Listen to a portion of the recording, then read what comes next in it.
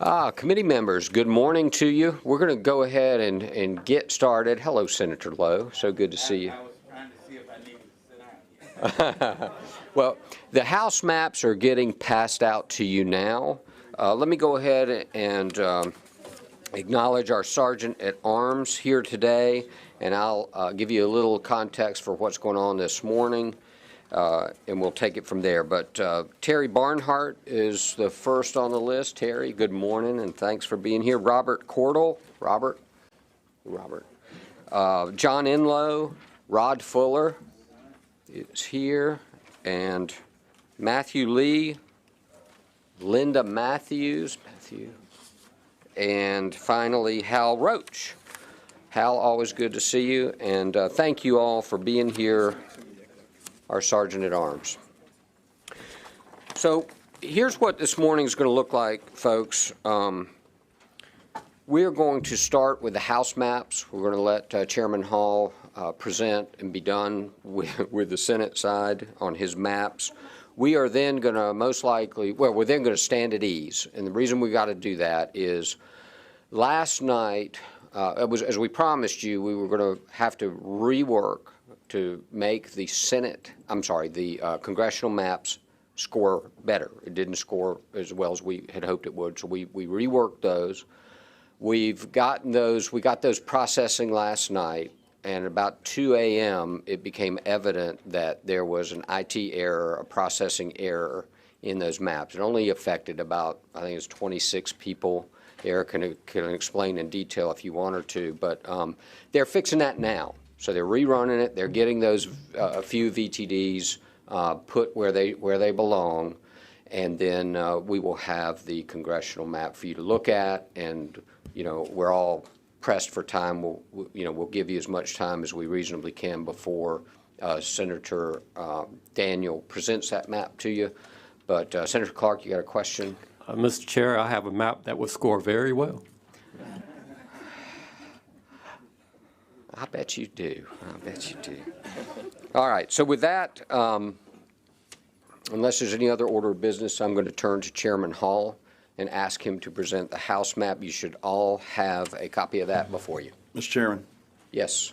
At the appropriate time, I will have a series of questions for Senator Clark on his map. Just want to get that on the record. Hopefully it'll include a motion for a favorable. But Senator Hall, Chairman Hall, it's all yours. Thank you, Mr. Chairman. Members, I'll be pretty brief. We had a 115-5 vote on this map last night, so obviously a large bipartisan vote. There were 6 Democratic amendments that were adopted. I think that vote probably speaks for itself, so I'd ask you to support the bill. Any questions for Chairman Hall? Comments? Senator Perry moves for a favorable. All those in favor say aye. Aye. Those opposed, no. Ayes have it. Thank you, Chairman Hall. Thank you, Mr. Chairman.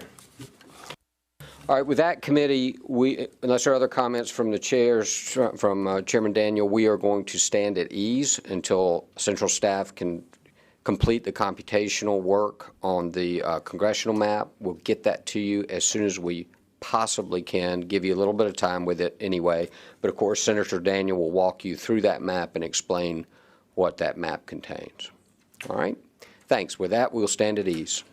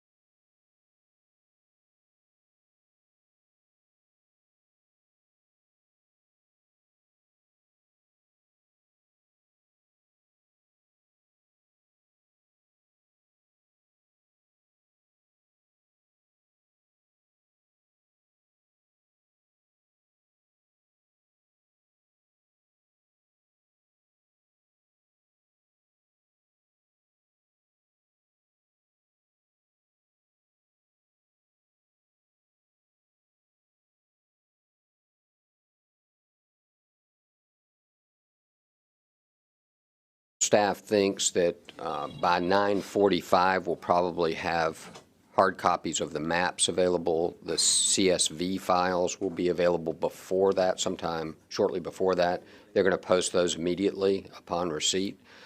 So you've got a little bit of time to mill around, but they'll all be here. So come on back here if you leave the room, and we'll have those to you as quickly as possible.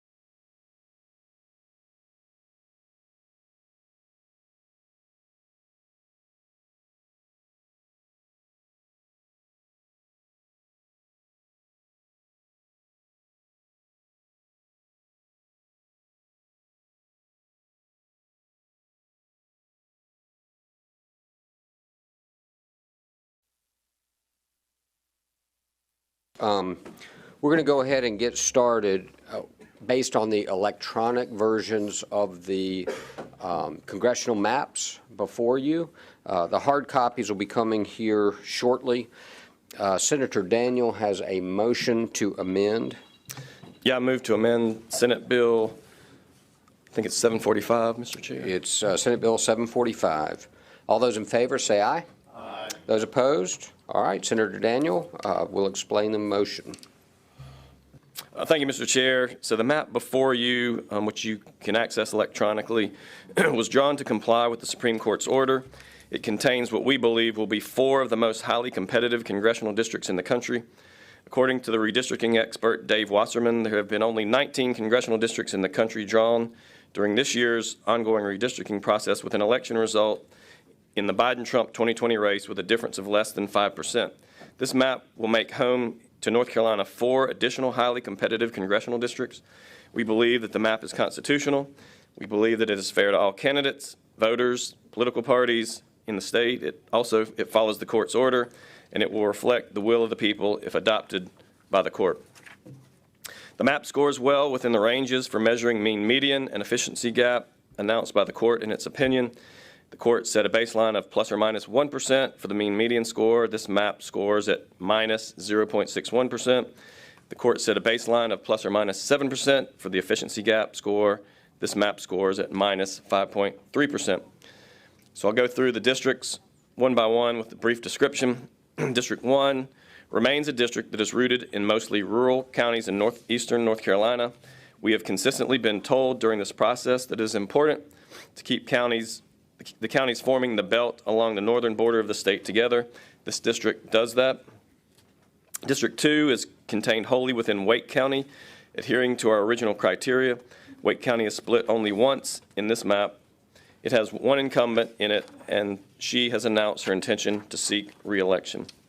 District 3 is a district taking in much of eastern North Carolina, including the majority of the state's coastline and counties with close proximity to the coast. The district contains one incumbent.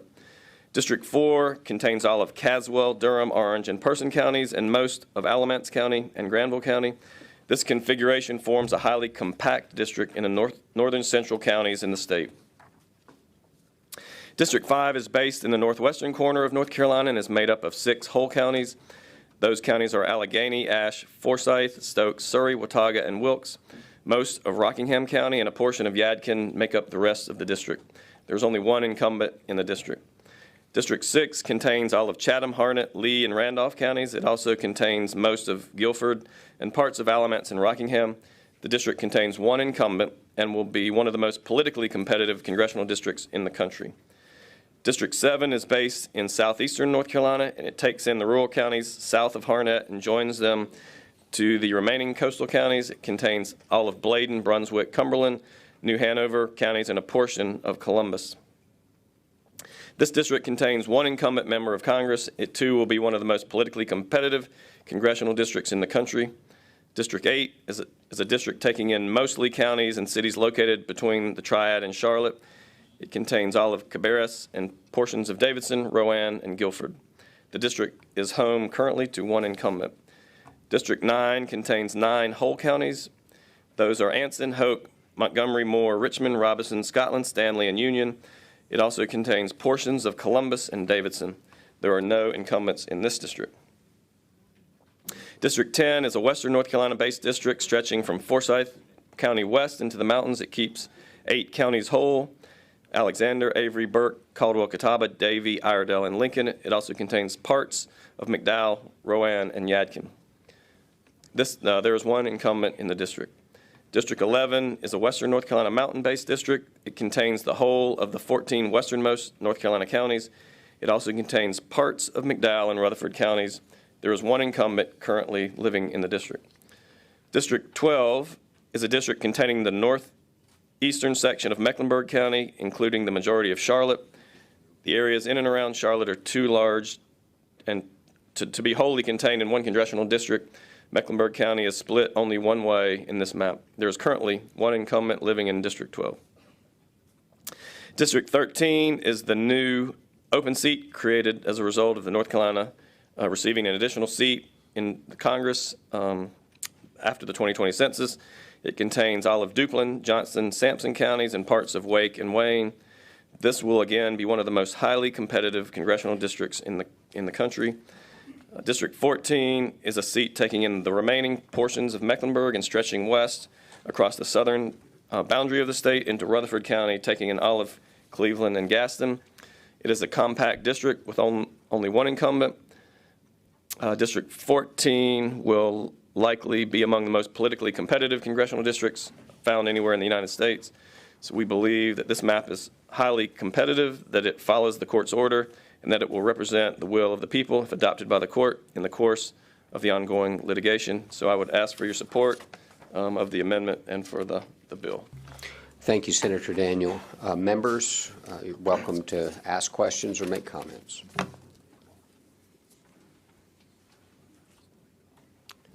Senator Lowe. I'm looking at the 5th District, which is part of where you have all of Forsyth. Forsyth, as I've stated earlier, has far more in common with Guilford. There's no question about that. When I see Forsyth and we go way over to Watauga and Ash and Allegheny and Wilkes, we have far more in common with Guilford. Explain that. That's a question. Okay. Maybe rhetorical, but it's a question. Senator Daniel. Thank you, Senator Lowe, for the question. I think the answer is that when, I believe that was in the previous version of the map that was released earlier this week, when we did the scoring based on the metrics that the court had given us, the map did not score appropriately within that range, and so we went back to work to make a map that did score well within the range, and that is this map. I think that there's some great people in Forsyth and some great people in the mountains, and I hope you'll get to like those folks and become friends. I don't dislike them. I just don't Senator think we have Love. much in common. All right. Thank We're you. all humans, and so we have a lot in common. Thank you, Senator Daniel. Any other questions or comments? Senator Blue. Thank you, Mr. Chairman. I heard Senator Daniel lay out that the districts were competitive. Tell me what the political measurements on all of these districts were. Can staff, Staff, do you have the political measurements?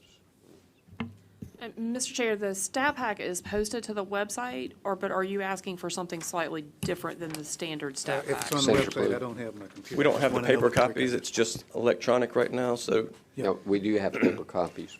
is there a Just way? read- All I need, just read it to me. I can I was say read the it. paper copies are coming. Is Okay. there a particular something that you're interested in? Yeah, I'm just trying to see what the political layout of it is. Senator Daniel said you had all of these competitive districts, but I want to see how they match up, and eventually I want to see how they fit on charts and stuff, histograms and what have you, to show what's really happening here.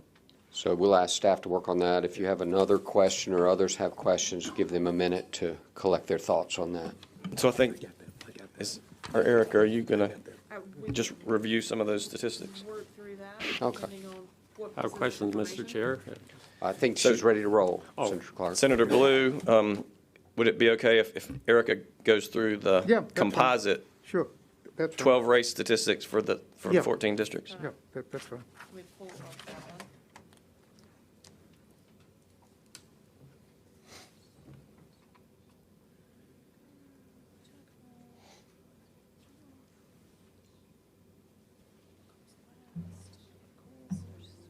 Okay, you're putting it on the screen. Yeah, she's Is there a way to make it bigger? She's going to tell me now. Let's see if I can pull that off.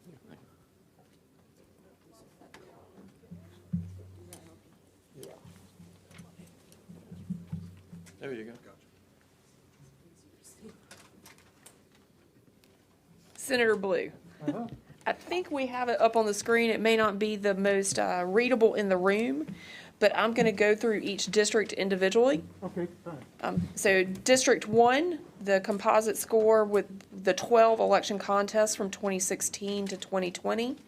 for percent Democrat is 53.94, and for Republican is 45.26. For District 2, percent Democrat is 63.3, percent Republican is 35.39. For District 3, the Democrat percentage is 38.42, Republican 60.39. For District 4, the percent Democrat is 66.17, percent Republican is 32.78. For District 5, the percent Democrat is 43.52, percent Republican is 55.3. For District 6, percent Democrat is 49.55, Republican 49.37%. For District 7, 49.71% for Democrat, 49.03% Republican. For District 8, 41.33% for Democrat, 57.5% for Republican. District 9, percent Democrat is 38.11%, percent Republican is 60.87. For District 10, percent Democrat is 28.92, Republican 69.96. For District 11, percent Democrat is 44.12, percent Republican 54.62. For District 12, percent Democrat is 66.1, percent Republican is 32.61. For District 13, percent Democrat is 47.8, Republican 51.03. District 14, percent Democrat is 47.96, Republican 50.87.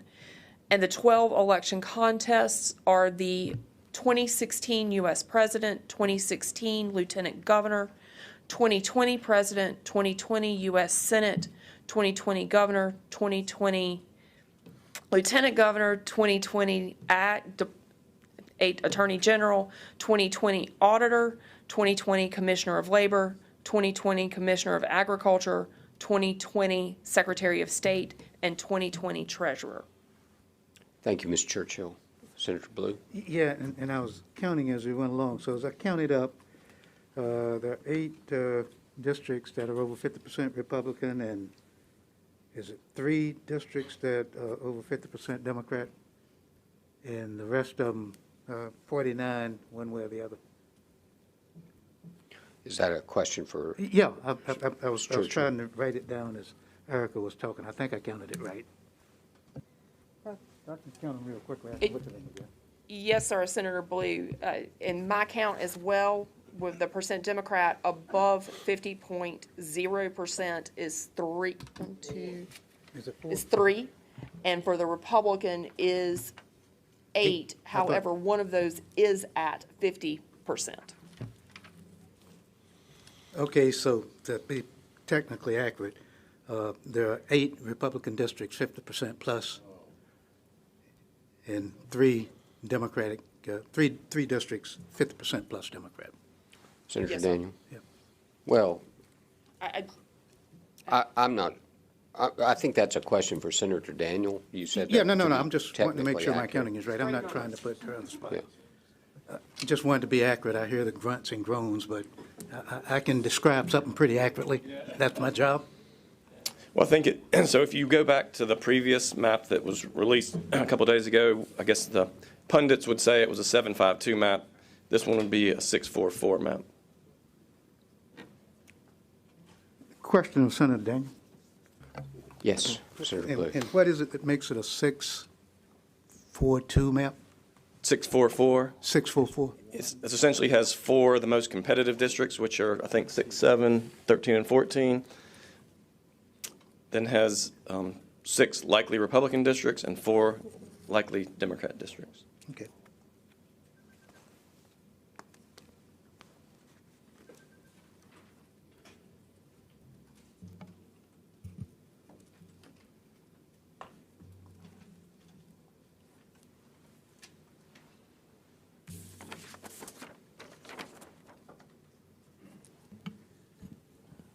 Mr. Chair? Hold on one second.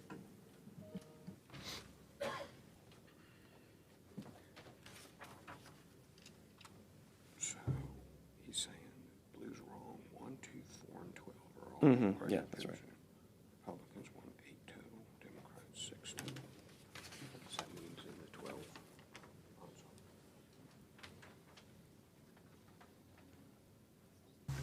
I'm sorry. Mr. Daniel, Warren Daniel, Senator Daniel, anything you wanted to clarify there, or you we good? So Senator Blue, if you look at the chart, there are 4 districts with greater than 50% Democrat performance. That would be District 1, District 2, District 4, and District 12.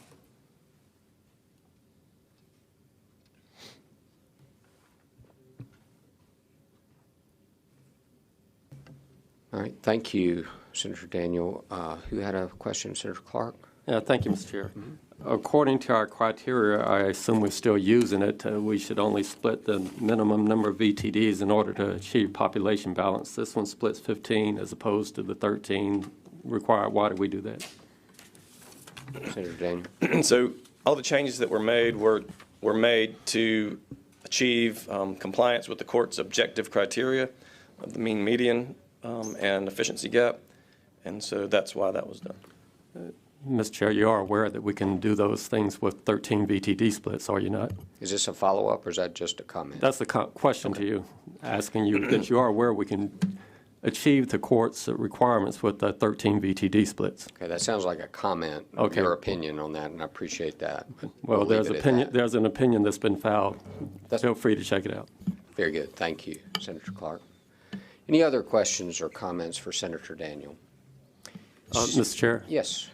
Was it also necessary to split 14 counties as opposed to 13 in order to achieve the objectives of the court? Senator Daniel? Well, we could go back to the enacted map, which was 11, but this one does, there's 14 districts, 14 splits. So, Mr. Chairman? Comment, Mr. Chairman? The enacted map had too many county splits. It may not have split more counties, but it had too many county splits. Senator Perry? Thank you, Mr. Chairman. I think this question is for Senator Daniel, if that was all right. To my knowledge, this is the only map that we have for consideration. It's the only thing before us today. Is that accurate? That is accurate. So I don't know how we can speak to hypotheticals about anything other than what's contained in this map, and I would think that would be what is germane to this committee if we're going to have a committee discussion about the maps, and this committee room not be treated like a cross-examination or a courtroom. If we're going to have committee discussion, I think it's suggested that we have to discuss what's before the committee for it to be germane. I'd like for us to be able to get through this today in a reasonable amount of time while answering reasonable questions. But I don't know that having a lot of conversations about what is not in here or not done is going to be helpful. I don't know where that ends and how long we would be here. Thanks, Senator Perry. I think, Senator Blue, yes, sir. Just a comment, because I think that Senator Perry's cynicism and comments deserve response. We got this map. What time is it now? We got this map 30 minutes ago, and we get a comment that this is the only thing before us. That is genuine, unadulterated misrepresentation. Nobody has had a chance to prepare amendments to it, look at any alternative maps, and that's the way this process works. So I don't want anybody to get the impression that somewhere or other all of us are sitting up, twiddling our thumbs, rather than coming with alternatives to look at. He's absolutely right. Committees look at what's before them, what maps are. We're not going to take a break to look and put other things before you now. But it's not fair to somewhere or other cast aspersions on those who might have different ideas, because those ideas are not in front of us now. Thank you, Senator Blue. You're both right, and we're not going to cast aspersions. And with that, do I see a motion to adopt the amendment? So moved.